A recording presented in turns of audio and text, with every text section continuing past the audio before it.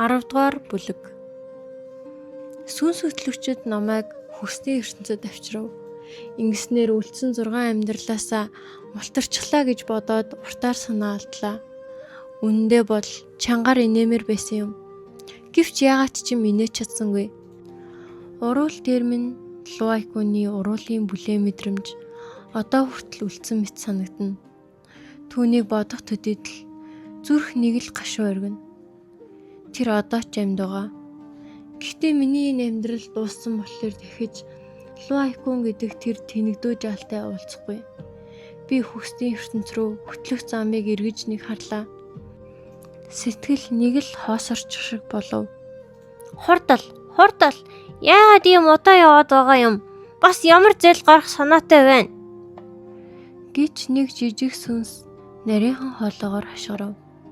Тэр намайг шижиг дөрөн харцаар ажиглаж байлаа. Шанзэ уруулаа цорвоолгон. Юундаа ингэж яаруу байгаа юм? Энэ удаа би дуулууртай мартхан шүлөө уuna. Энэ мэдрэмжүүдээ түр хугацаанд марчвал муугүй. Гэтэл жижиг сүнс хүүтнэр инээлээ. Мартхан шүл гинэ? Чи бас дахин төрөх санаатай байгаа юу? Эхлээд хүсний ертөнцөд 10 жил дуулууртай ажиллаж нүглээ цайруул. Тэгээд дараагийн юмаа яри. Шанзы гайхан ямар нүгэл. Жижиг сүнс намайг хүсний ертөнцийн улам гүн рүү дагууллаа. Гэхдээ бид мартуун шулууж дахин төрөлтийн гүүрээр гарахыг хүлээдэг сүнснүүдийн зүг явсангүй. Шанзы гинэт төвшөв. Намайг арайд тогоон чанах гэж байгаа юм биш үз? Тэнгэр газар гэрчлэн. Би чинь тийм аимшигтай гэмт хэрэг гүйлдэггүй шүү дээ.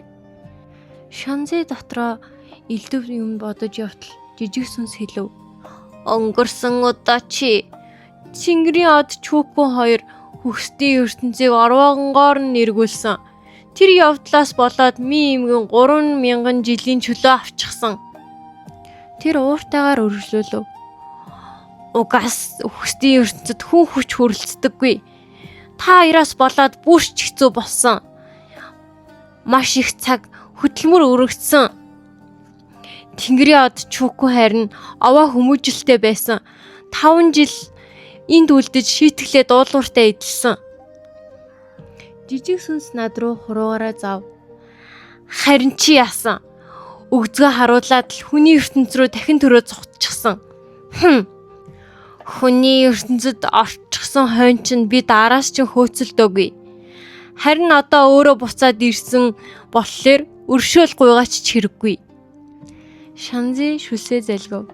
Энэ явдлыг яаж марчихсан байна? Хүсний ертөнцид хийх ажил мундахгүй.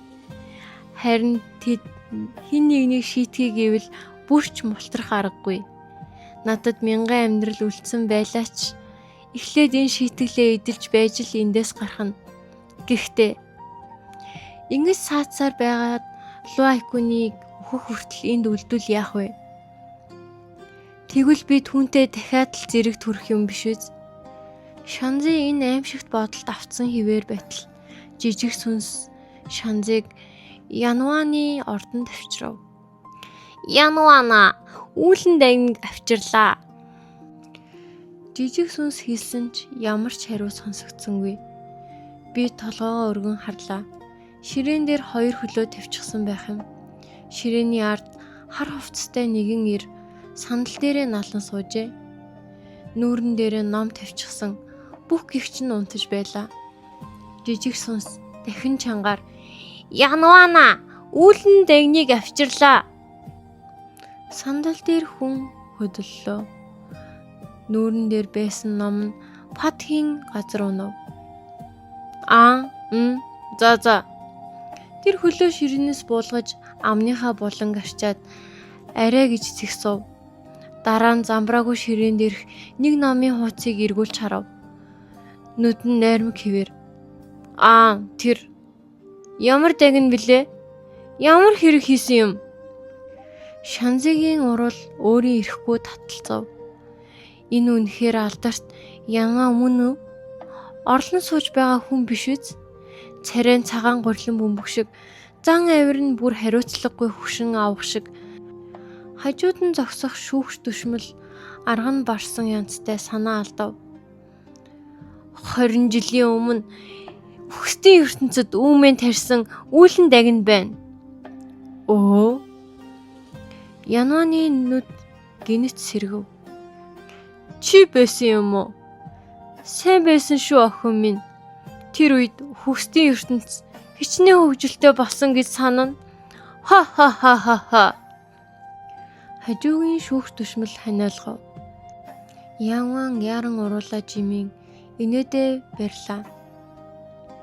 Тэгээд гинэт тун сүртэй царай гарган. За тэгээд үүнийг яаж шийдэг вэ зохилтой гэж бодож байна шүүгчээ? Шүүгч түшмэл шууд хариулав. 20 жилийн өмнө Тэнгэрийн ад Чукуныг 5 жил шийтгсэн. Харин үүлэн дагн Шанзи шийтгэлээс зүхтаж хүний ертөнцид дахин төрсөн. Тэр хатуу өнгөөр өргөжлөлөв. Энэ бол тун ноцтой хэрэг. Тиймээс шийтгэлийг 3 нуглахын зүйтэй гэж бодож байна. Үхсдийн ертөнцид 15 жил ажиллаулъя. Ингүүл үхсдийн ертөнцийн дүрм хатуу гэдгийг бусад сүнсч ойлгоно. Жаахан алдаа гарсан ч хүнд шийтгэл хүлээдэг гэдгийг мэдэг. Янван толгой төхөв. За тэгье. Үүнийг хэлчихэд л тэр буцаад санал дээрээ налан унтаад өгөв. Миний 15 жилийн ял шийтгэлийг яг л өдрийн хоолндоо өндөг утгаж идэхүү, шарж идэхүү гэдгээ шийдэж байгаа мэт амархан тогточлоо. Янваны ордноос гарсны дараа жижиг сүнс намайг гүүрлүү авчирв. Өмнөх шигээл сүнснүүд урт цуваа үүсгэн зогсож байлаа. Жижиг сүнс том тоогоо руу заав. Одооноос ми эмгний оронд чи шүл чанана. Тогоогоо халиулж болохгүй шүү. 15 жил шүл чансныхаа дараа дахин төрж болно. Шанзи хэсэг бодлоо. 15 жил гэдэг тийм ч урт хугацаа биш. Чукун дор хаяж дахиад 15 жил амьдрах ёстой. Ингэж бодоод сэтгэл уйлжрав. Шангаа аваад шүл чанаж эхэллээ. Хүхсдийн ертөнцид өдөр шөнө гэж үгүй. Энд үргэлж харанхуй. Шүл чанаж зогсох газраасаа дахин төрөлтийн хүрднээс бууж ирэх хүмүүсийг харж болно. Янз бүрийн хүн ирнэ. Гэвч царай нь бүгд адилхан, хоосон, ганцсан байдаг. Анх харахад өрөвдөж л байлаа. Харин цаг өнгөрөх тусам тосчихсон. Уйлах уу, гуниглах уу, инех үү? Надад ялгаагүй. Хідэн үгээр анхаарлыг нь татаж зөөлөн сануулна. Игнэндээ зогсоорой, шүлээ аваарай. Ингэсээр нэг мэдхэд л 12 жил өнгөрчээ. 3 жил үлдсэнийг бодоод Шанзи чэжээ цүнхээлгэн сэтгэл өндөр шөлөө шанасаар байв. Гэвч хувь тавилан надтай тун муухай тоглосон юм. Үхсдийн ертөнцийн нэгэн жирийн бүрхэг өдөр байлаа. Дахин төрөлтийн хүрдний нөгөө талд маш танил нэгэн дүр харагдав. Шанзи агшин зур хөшлөө. Бүр гартаа байсан шангаа тоогоороо унахчав. Ухаан ормогц чичирсэн хурууга түүн рүү заалаа. Луу хайкун. Би түүнийг дахиж хизээч харахгүй гэж бодсон. Үлдсэн 6 амьдралдаа түүнтэй зэрэг дахин төрөх тавиланг аль хэдийн өвчгсөн гэж бодсон юм. Шанзи шүдэн 100 гашуунаар би бүгдийг нь тооцсон. Ганцхан чамааг ийм богино наслана гэж тооцоогүй. Хүсдийн ертөнцид угаасаа нам гүм газар. Тиймээс миний шүдээ хавран хэлсэн үг хүртэл эргэн тойронд тод сонсогдов. Сүнснүүд бүгд над руу гайхан харлаа. Замын нөгөө талд байсан луу айкунч хэсэг зог тусав. Удалгүй харцсан над дээр тогтов. Дараагийн агшинд нүд нь аюултайгаар ониж над руу шууд алхаж эхэллээ. Алхаан тун хурдан. Надад маш муу совин төрөв. Энэ хүн хүсдийн ертөнцид ирсэн болохоор бүх дурсамжаа эргүүлэн авсан. Одоо тэр намайг үхтлээ хайрладаг луу айкун биш. Харин 12 тэнгэрийн одны нэг Чукун.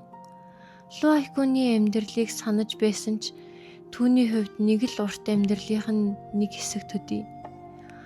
Харин одоогийн Чукуны нүдэнд би хинбэ? Мөрнөөс нь хатсан, зодтолцсон, майжид шалбалсан. Ялах эсгээч тоохгүй түүнтэй зуралдаг ичгүү сонжооргүй хэрүүлж бас түүнийг гүтгэж хүсдийн ертөнцид 5 жил шийтгэл идлүүлсэн гай тархич. Одоо намайг хэдэн хэсэг дастаж хаямаар байгаа нь гарцаагүй. Баг зэрэг гимссэн ч анханасаа өөрөө намайг өдөөгөө биздээ. Би ердөө өөрийгөө л хамгаалсан. Гэхдээ л би ямар уужуу сэтгэлтэй билээ. Түүний амийг аварч олон жил сайхан амьдрах боломж өгсөн. Надад баярлах ёстой. Бүр үннийг хэлбэл надад өртөө хүн нь тэр. Би өөрийгөө ингэж тайвшруулж дуусаагүй байтал Чукун улаан ташуур гаргаж ирэв. Юу ч хэлсэнгүй. Нэг чанга ашгараал ташуураа над руу савчив. Би хөшөж орхилоо. Түүний царай. Яг луу айхгүйнийх. Хөл минь хөдөлж өгсөнгүй. Ташуур хүзүүг минь шүргэн өнгөрөв. Шатаж буу мэт өвдөлт намайг сая нэг ухаан оруулав. Хүзүүндээ гараа хөрөхөд хуруунд цус наалджээ. Арсыг минь цуцсан болтой. Би толгоогоо өргөн Чукун руу харлаа. Намайг үнэхээр онож орхисноо мэдээд тэр өөрөө ч баг зэрэг гайхжээ. Чи тэр хөмсгөө зангидан хашгирлаа. Чи тэнэг юм уу? Ийм удаан ташуурыгч зайлуулж чадсангүй гэж үү? Би ч хөмсгөө зангидав. Намайг өөрөө зогчход бас над руу хашгирах нь уу? Хэн чамайг зайлахгүй гэж мэдсэн юм? Тийм ээ. Би ташуураас зайлж болох байсан. Гэхдээ луу айхгүйнаас зайлж чадсангүй. Би түүн рүү шууд алхав. Чукуныг дийлхэсэх надад хамаагүй. Ханцуунаас нь шүргэн аваад богино настай сүнс минь чамайг аварч өөрийнхөө амийг үрсэн минь хайран байна. Чукун хэсэг хөшөв. Дараа нь хөмсгөө зангидан ширүүн хэллээ. Хин чамаас намайг авар гэж гуйсан юм? Тэр гинэт дууга хоров. Нүдэнд нь үл таних нэгэн мэдрэмж хальт үзэгснээ тэр дараа уур болон хувирав. Чи тэр амьдралыг надад ярьж бас зүрхэлж байна уу? Чи яаж? Тэр төгдөрчгөв. Яаж чи намайг? Тэр хэсэг цааш юу ч хэлж чадсангүй. Тэгэхээр нь би өмнөөс нь үргэлжлүүллээ. Тэр амьдрал дуусны дараа бид дахиж уулзахгүй гэж бодсон юм. Тэгсэн чинь чи ийм бовн насалчих юм. Миний бүх хичээл зүтгэлийг талаар болголоо. Яхаараа ингэж хурдан өгдөг байна. Гинэт луу айкун намайг хөх үед юу хийснийг санав. Би улам уурлан хашгирлаа. Тийм учиртай байсан юм уу? Намайг өгөхөд дараагийн амьдралч, түүний дараагийн амьдралч уулзна гэж хэлсэн чинь намайг хараасан хэрэг байж. Би түүн рүү хурууаараа заав. Хорон санаатай амтан. Чукуны царай цайв. Тэрч бас миний ханцуунаас шүүрэн авав. Чи өөрөө хөхсдийн ертөнцид 40 жил байж байгаад яагаад дахин төрөөгүй юм? Тэр над руу ширтэв. Нууц санаатай хүн нь чи байна. Чи өөрөө дараагийн амьдралдаа надтай зурлах гэж санаарсан байна. Залтай эмхтэй. Залтай гинэ. Би ардаа буцалж буу тоогоо руу заав. 10 гаруй жил шүл чанд зогсохыг залтай гэдэг юм уу? Уур минь оргиллоо. Чи новшийн жал хөхсдийн ертөнцийг сүд хийгээгүй бол би энд ингэж шийтгүүлж зогсох байсан юм уу? Би хөхсдийн ертөнцийг сүдүүлсэн гинэ. Үүнийг сонсоод Чукун бүрч уурлав. Хашгирч байсан хоолой нь гинэт намдаж бүр амар зөөлөн болов. Би ямарч гимгүй байж 5 жил хүнд хөдөлмөр хийсэн. Тэр үг бүрээ шүд 100 хэллээ. Эцэст нь чи ч бас энэ бүхнийг миний буруу гэж хэлж байна уу? Чукуны харц мартхан шүл рүү шилжив. Мартхан шүл. Тэр хүүтнэр инэмсэглэв. Чи бас мартхан шүлийг дурддаг юм аа? Миний гараас атгсан хуруу нь улам чангарлаа. Гар минь мдээгүй болж эхлэв. Би сандарч чи юу хийх гээд байгаа юм? Юу хийх гэж байна? Чукун намайг гүүрлүү чирлээ. Чирж явах зураа нэг аяг шүүрч авав. Эргэн тойрны сүнснүүд түүний биеэс тасрах сүрд дарагдан зам тавив. 20 жил амар тайвны дараа хөхсдийн ертөнц дахин өөмж эхэллээ. Чүкүн эрүүг минь чанга татан амийг минь хүчээр ангаалгав. Хүүтнээр инээмсэглээд шүлийг ам руу минь юуллээ. Өнгөрсөн амьдралдаа чи үүнийг уухгүйгээр зугцсан. Тэгээд намайг ганцаараа минь хүүтэн хоосон амьдралаар амьдруулсан. Түүний нүд аюултайгаар гялсхив. Энэ удаа зүхтэж чадахгүй. Түүний хүч минийхээс хавгүй илүү. Би хуруугаач хөдлөж чадсангүй. Зөвхөн амандаа шүл бүлгүүлэн боломж гармагц нөлмөж байлаа. Гэтэл Чүкүн намайг заавал шүл уулгана гэж солиорчсон мэт. Би хэдийн чинээ нөлмөн тэр төдий чинээ цутгана. Нэг аяга. Дахиад нэг аяга. Бас нэг аяга. Өнгөрсөн амьдралдаа хийсэн зүйлээ ингэж төл энэ амьдрал зүхтах тухай бодох ч хэрэггүй. Хорон санаатан. Шанзи шүлэн тахаж цацангаа хамаг муухай үгээрээ түүнийг зөвхөв. Яг одоо би ямар нэгэн тулааны урлаг сурсан байсан болоосаа гэж үнэхээр хүсв. Өмнөх энэ хүнийг сайхан зовоно. Дайсныхаа ясыг хузохно. Бүр ясан нунтаг болтол нь бяцлана. Хичнээн аяг шүл ууснаа мэдсэнгүй. Алсаас шүүгч түшмдийн сандран хашгирах дуу сонсдов. Гэтэл Чүкүн намайг дагуулan гүүрлөө нисч шууд дахин төрөлтийн хүрд рүү орлоо. Энэ новшин жал намайг дуурайж байгаа юм уу? Тэр бүх дурсамжаа санаж байгаа. Бүхнийг. Тэгвэл миний дараагийн амьдрал ямар аимшигтай болох вэ? Гэхдээ тэр нь бүр хамгийн муу мэдээ биш байлаа. Жинхэнэ муу мэдээг сандарсан шүүгч түшмэл ардаа шашгиран хэлв. Хурдан үүлэн дагныг өрг мартхан шүлийг хит их уувал дахин төрөхдөө тэнэг болчихно шүү. Би газар хөвцөн чихтэй ив хавгүй хихрэв. Толгойд минь гинэт нэг л хачин бодол орж ирлээ. Хідэн үзэсгэлэнтэй бүсгүй дуудаад нэг сайхан сүртэй үзүүлбэр хичмээрч юм шиг. Боцоо нима. Хятад хэлний хараалтай төстэй сонсогдох үгийн тоглоом.